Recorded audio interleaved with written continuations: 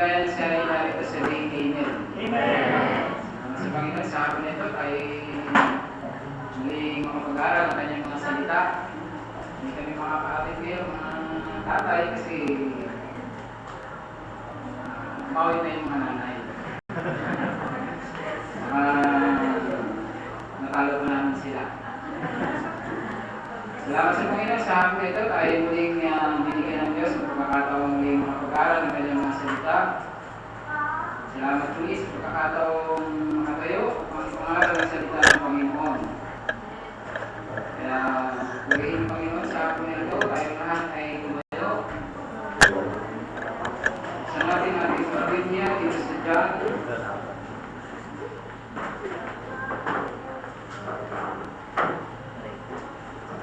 Chapter 21.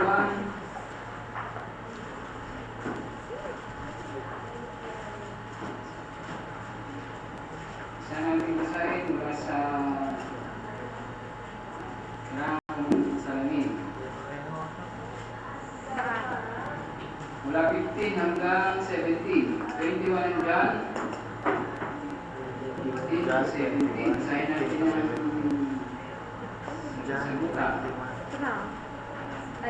Sabi niya rito sa 15, 21:15, kaya nang pagpawigutan sila ay sinabi ni Jesus kay Simon Pedro, Simon, anak ni Juan, iniibig mo ba ako na higit kaysa mga ito? Sinabi niya sa kanya, oo Panginoon, nalalaman mo na kita iniibig. Sinabi niya sa kanya, makalin mo ang aking mga kordero. Sinabi niya sa kanya muli sa ikalawa, Simon, anak ni Juan, iniibig mo ba ako? Sinabi niya sa kanya, oo Panginoon, nalalaman mo na kita iniibig. Sinabi niya sa kanya, alagaan mo ang aking mga tupa. Sinabi sa kanya sa ikatlo, Simon, anak ni Juan, iniibig mo ba ako? Nalumbay si Pedro sapagkat sa kanya sinabing ikatlo, iniibig mo ba ako? At sinabi niya sa kanya, Panginoon, nalalaman mo ang lahat ng mga bagay. Nalalaman mo na kita iniibig. Sinabi sa kanya ni Jesus, pakalin mo ang aking mga tupa. Ay lumalangin. Pangunahan tayo ni Kuya Daniel. Ama namin Diyos na may bigin at makapangyarihan sa lahat. Panginoon, salamat po sa gawain sa hapong ito na kayo po. Patuloy na nag-ingat Panginoon sa amin. Kumalinga Panginoon sa amin, sa mga nagdaang gawain Panginoon, sa pag-aawitan Panginoon, sa Bible activity Panginoon. At ngayon sa hapong ito Panginoon, sa pagbibigay ng mensahe ay patuloy mo Panginoong buhos ang iyong pagpapala sa aming iyong mga anak. Patuloy mong pakanin Panginoon ang aming mga nauuhaw na kaluluwa Panginoon. Nawa ay mabusog kami Panginoon at di kami aalis sa iyong tahanang ito Panginoon, sa simbahang ito Panginoon, nang hindi busog ang aming mga kaluluwa Panginoon. Kaya sa hapong ito, inaako na namin Panginoon na aming makakamtan, matatamon ang bawat isa sa amin Panginoon yung pagpapalang ihinanda mo Panginoon para sa amin. Kaya sa hapong ito, binabalik na namin Panginoon sa iyo ang lahat ng purihan pasasalamat Panginoon sa matamis sa pangalan ng Panginoon Jesus. Amen. Ang pagkagat ng ating mensahe ay do we love Jesus enough? O do we love the Lord enough?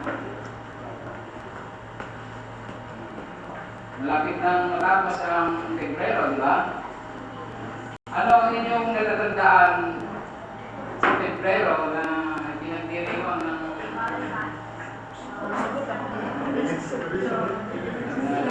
araw ng mga puso? Ang araw ng mga puso ay sabi araw ng yung pinakayag ng kanilang nararamdaman, di ba? At marami ang humingi ng patunay, di ba? O maraming nagpatunay na minamahal kita, di ba? Maraming dinner date, di ba? Maraming kumilas na tindahan ng bulaklak. Sa tayo doon, sa Rumila. Sa lugar sa amin, may tindahan ng bulaklak. Sobrang traffic.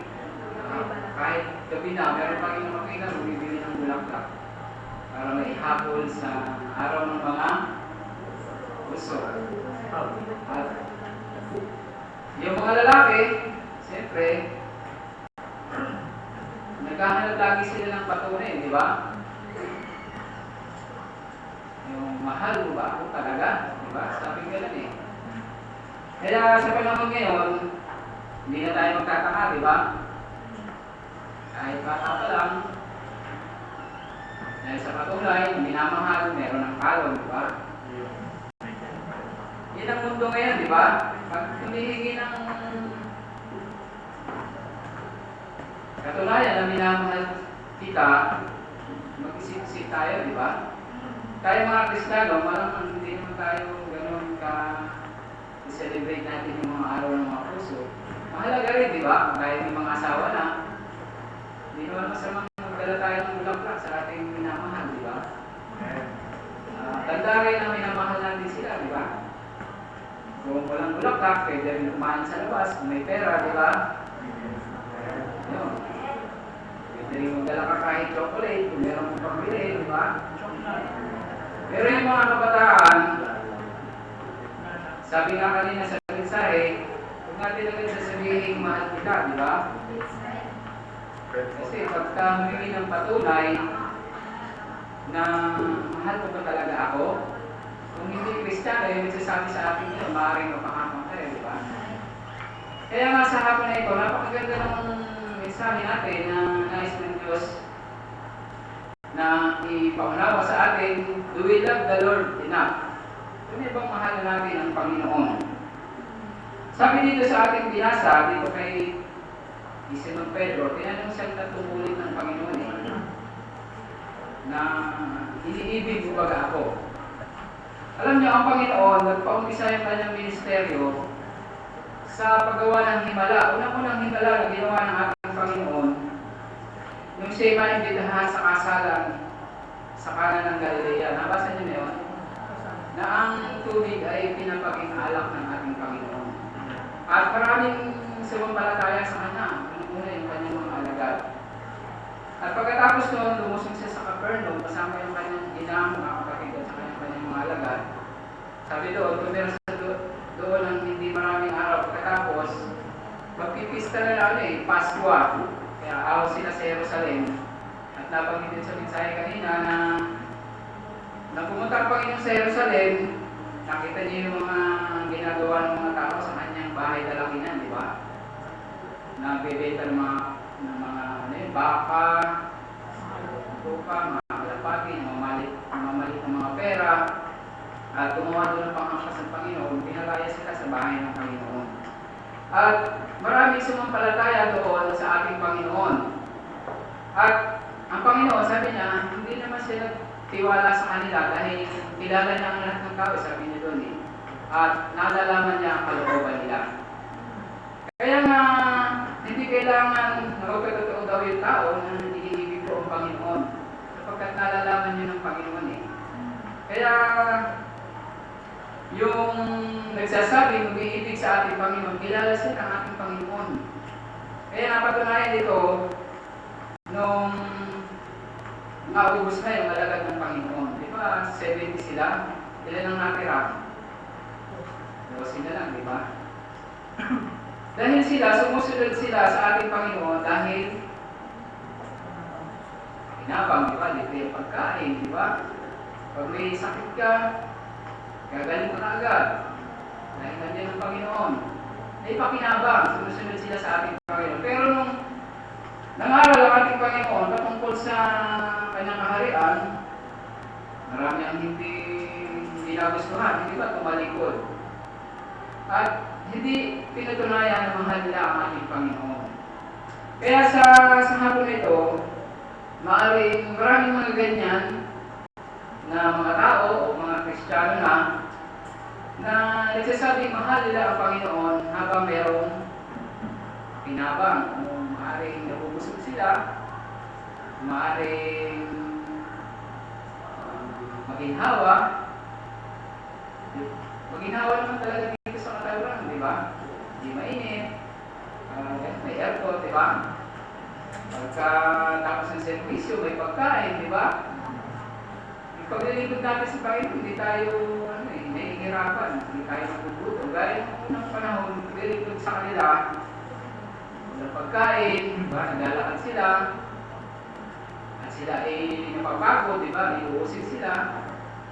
Pero sa atin, hindi tayo nagugutom, hindi tayo nauuhaw, pagkain, kakain mo lang kanina, kakain mo mamaya. So, yun yung kaibahan noon sa ngayon. Pero bakit marami pa rin ang tumatalikod sa ating Panginoon? Nagpapatunay na hindi nila mahal ang ating Panginoon. Kaya una, dito sa ating pag-aaralan, do we love the Lord enough to read His Word? Kung bang mahal natin ang Panginoon, binabasa natin ang kanyang mga salita. Sapagkat yung salita ng Panginoon, sabi nito sa 119:105, ang salita mo ay ilawan sa aking mga paa at hanggang sa aking mga landas. Kaya yung maganda ang pagbabasa ng salita ng Diyos eh. At kung kayo may minamahal, di ba, pagka nag-text sa inyo, hindi nyo pa binubura eh, di ba? Alas punong-puno na yung inbox. Ano pa rin, di ba? Pinasa na kanina, pagbasahin ulit kasi natin yung mahal kita, kumain ka na ba, tulog ka na ba, di ba? Pinapakita yung pag-aalaga sa kanya, di ba? Kaya, kaya mahirap din yung may cellphone, di ba? Kasi maraming tinatago eh. Kaya yung mga kabataan, pag may cellphone, dinibili para hindi mahuli, di ba? Pero may naliligaw sa ating mga hindi Kristiyano, pag nag-text sa atin na mahal kita, ano na natin yun, pag hindi Kristiyano, maaari mapapahamak tayo. Kaya magandang basahin ang salita ng Panginoon. Di ba? Kung mahal natin ang Panginoon, pinabasa natin ang kanyang mga salita. Sapagkat dito natin makikita, sinasabi dito yung it tell us about God's love. Di ba? Dito natin mababasa yung pag-ibig ng Diyos eh. Di ba? Kung binabasa niyo yung text ng mahal nyo, sinasabing mahal kita, dito rin sa Biblia, sinasabi rin na mahal tayo ng Panginoon. Yung pagmamahal ng ating Panginoon sa atin, ay higit pa daw sa pagmamahal ng mga magulang natin. Di ba? Kasi sabi ng Biblia, bagaman pababayaan tayo ng ating mga magulang, ay dadaputin tayo ng Panginoon. Di ba? Sabi sa mga awit eh. Kaya yung pag-ibig ng Diyos, pag binabasa natin ng Biblia, makikita natin na ang pagmamahal ng Diyos sa atin ay ganyan na lamang. Bakit? Dahil ayaw niya tayo papahamak. Tell us about His grace. Yung kanyang biyaya. Sabi nga yung biyaya ng Diyos, hindi tayo dapat tumanggap ng biyaya ng Diyos pagkat tayo ay mga makasalanan. Pero dahil sa pag-ibig ng Diyos, yung biyaya niya ay sumasagana, di ba? Dahil sa pag-ibig ng Diyos sa atin, dahil sa ating Panginoong Kristo. It tell us about His Son, ang ating Panginoon. Di ba? Kung makasanlibutan ka, ay kung binabasa mo yung mga makasanlibutang bagay, hindi mo makikilala ang ating Panginoon.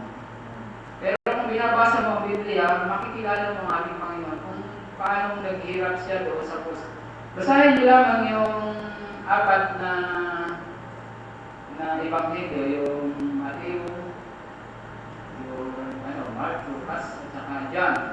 Yan ipinapahayag kung paano nahayag ang pag-ibig ng Diyos sa atin. Kung paano siya nagdusa para sa atin. It tell us about heaven, di ba? Maaaring naniniwala tayo sa heaven noon, pero hindi tayo naniniwala na pupunta tayo sa impyerno. Naniniwala tayo na ang langit, doon tayo lahat pupunta. Pero kung binabasa natin ang Biblia, meron pupunta sa langit at meron pupunta sa impyerno. Dalawa lang daan, sabi ng Biblia eh. Daan patungo sa langit at daan patungo sa impyerno. Pero kukunti lamang ang dumadaan sa daan patungo sa langit. Kaya kukunti lang tayo sa hapon na ito.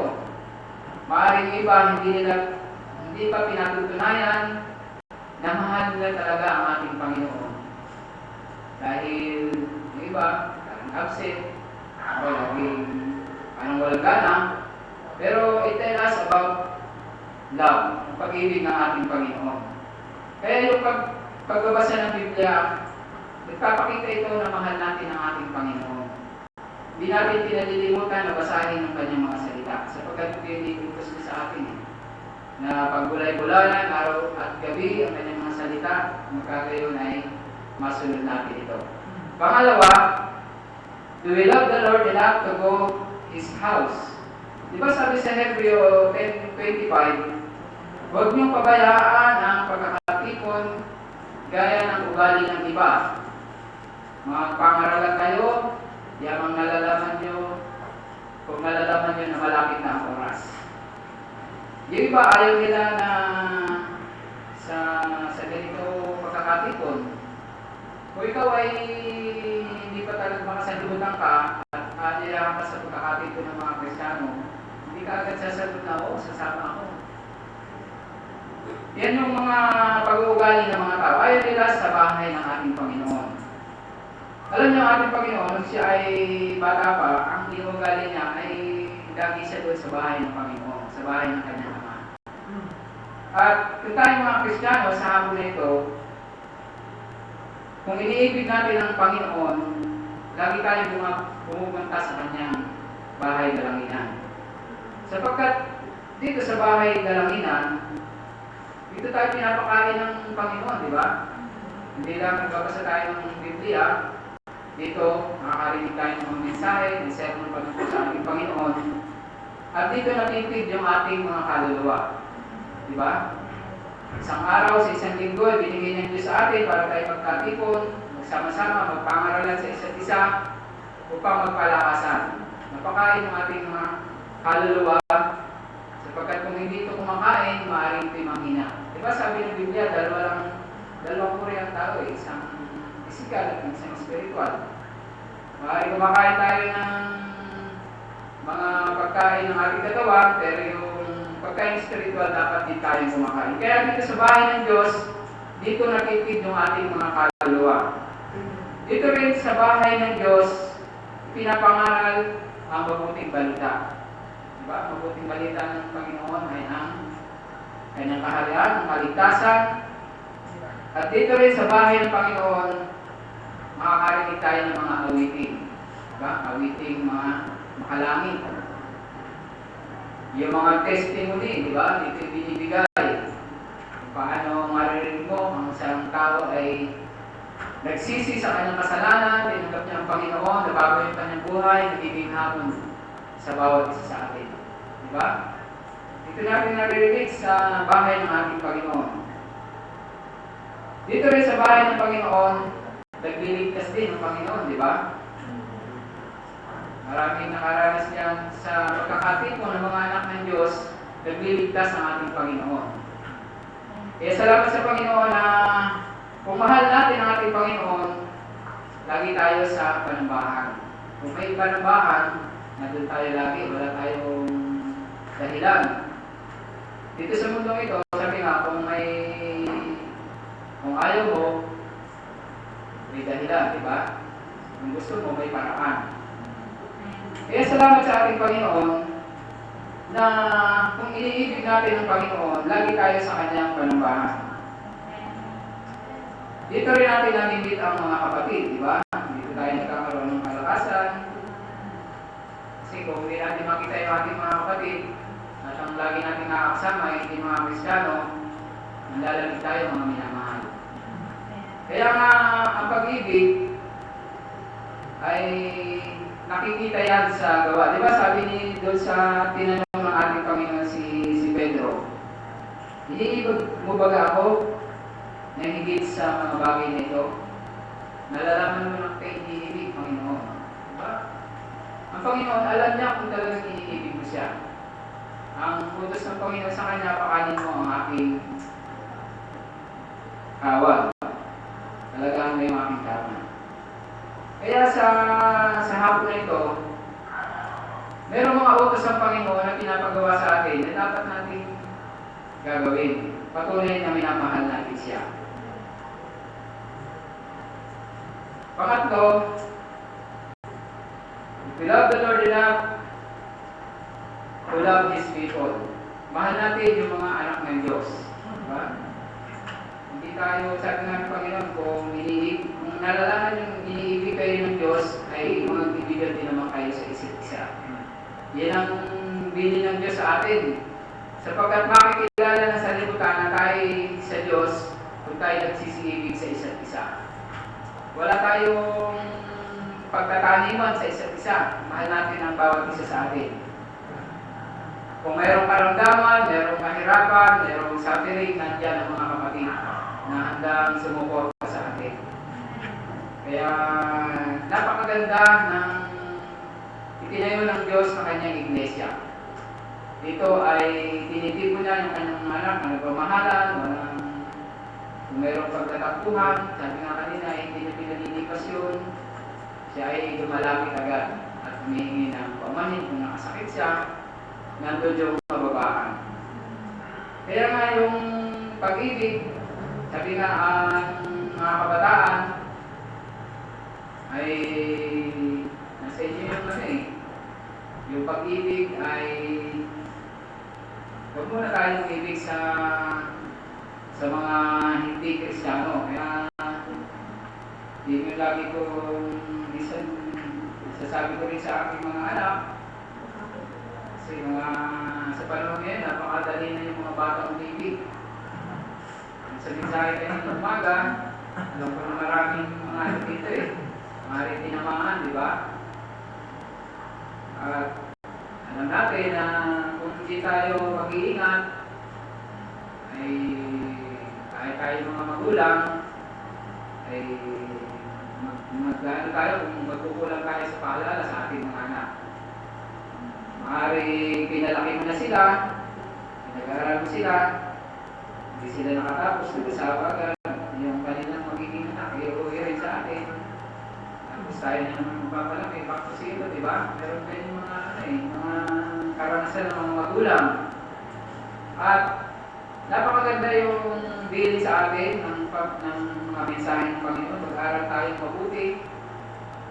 Dahil ang mga magulang nyo ay salamat sa Panginoon. Mayroong binigay ng Panginoon ng mga trabaho sa inyong mga magulang para kayo ay pag-aral din, di ba? Makapag-aral. At kami noon, yung mga magulang namin, nagbubukid, di ba? Para lang mapag-aral yung gusto mag-aral. Pero hindi pinipilit yung mga mag-aral, yung mga dahil sa kahirapan ng buhay, yung mga kabataan, sila yung nagsisikat mag-aral kasi mahirap ang buhay noon. Pero ngayon, dahil madali ang buhay, para yung mga bata, minsan, tamad mag-aral kasi hindi nila naranasan yung hirap ng buhay. Pagka makain, di ba? Naghahanap pa ng kung ano yung masarap na pagkain, di ba? Pero noon, pagka araw-araw gulay, hindi ka magre-reklamo dahil yun talaga yung nakahain Pag hindi ka kumain, ikaw magugutom. Hindi ka naman pipilitin ng nanay kung kumain ka kasi kung nag-aagawan pa namin, yung isang gatang na sinain. Alam niyo doon, kung maranasan niyo yung hirap ng buhay mo, talagang mahirap sa bigas noon. Kasi makarasan, maaaring sila na tatay, alam nila yun na pag nagsahin ka, maaaring sa tanghalian na may kanin, sa hapon, na lang. Mais, o kaya yung saging, saba. Yun ang niluluto ng nanay namin noon Kaya pag may kanin, mas marami pa yung mais, mahalo. Dahil mahirap ang bigas noon. Mahirap ang pagkain.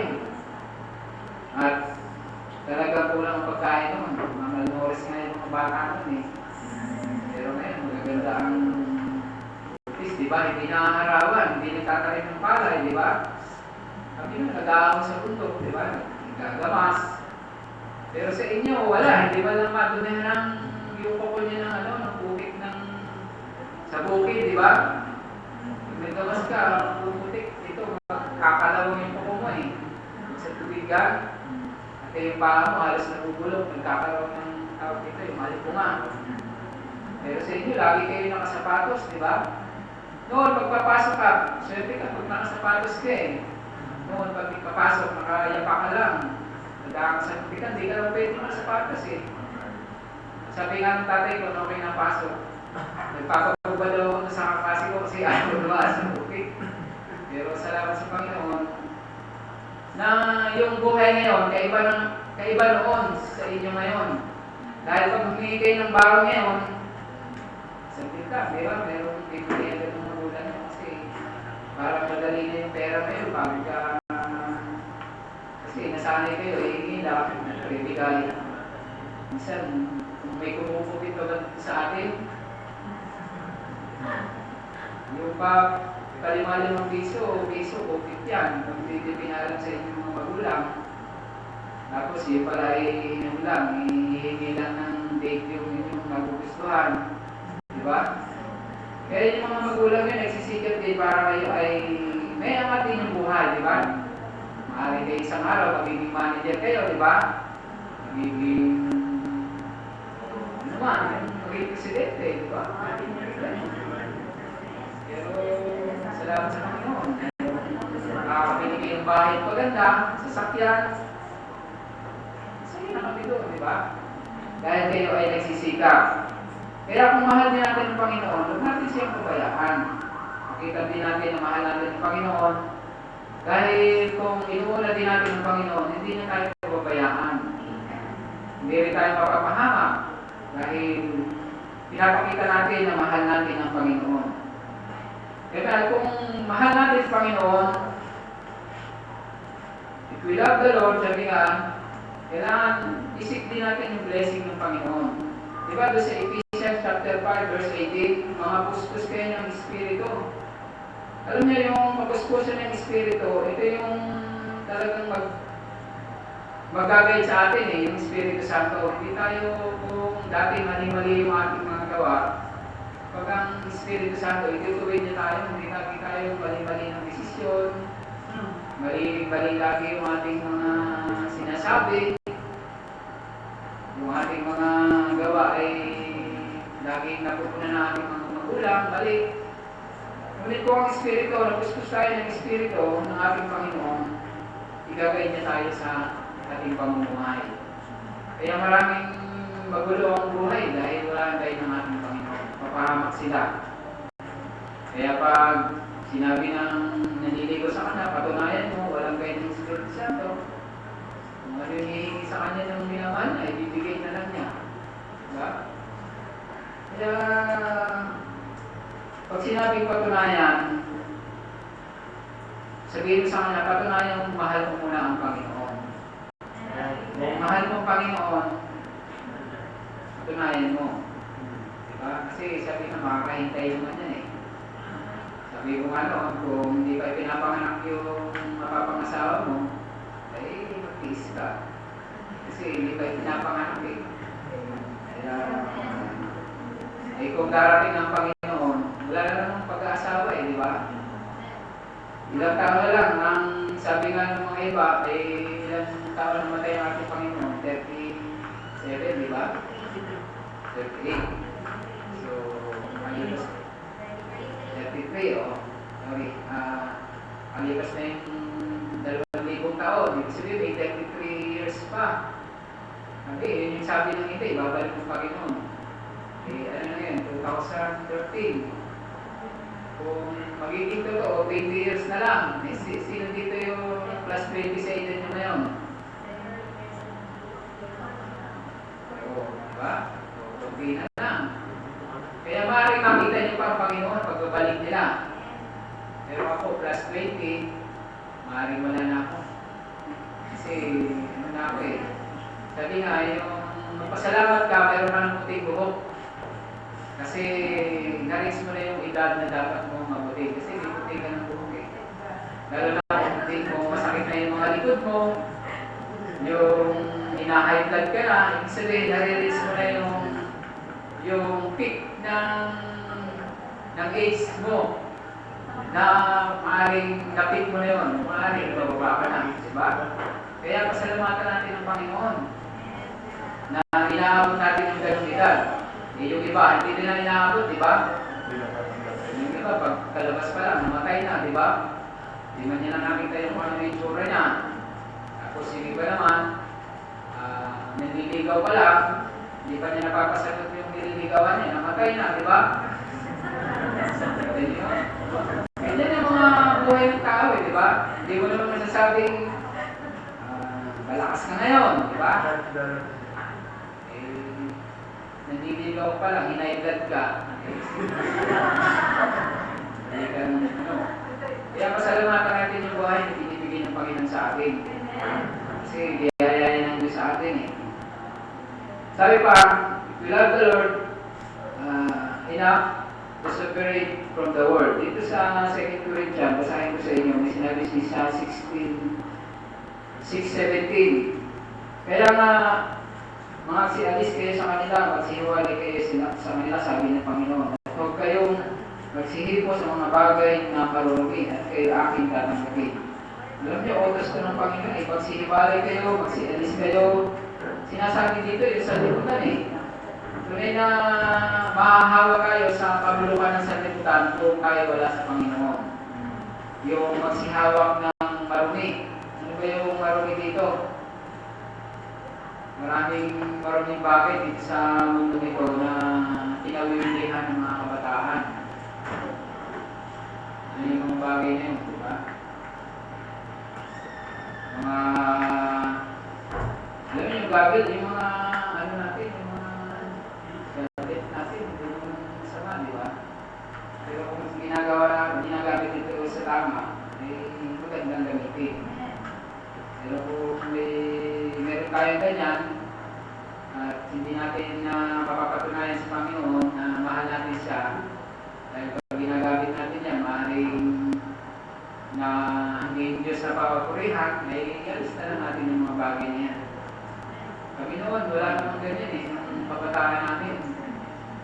Pag nasa abroad nga ako sa Saudi, sulat lang noon, isang buwan pa bago akong makatanggap na sulat. Kaya pag may sulat ako, laging siyempre nire-review, parang wala yung maksik. Diba? Meron ngayon, napakadali na, diba? Text lang. Pwede ka na magsinungaling sa text din, diba? Kaya, huwag nating gamitin yung mga bagay na yan para tayo ay nahiwalay sa ating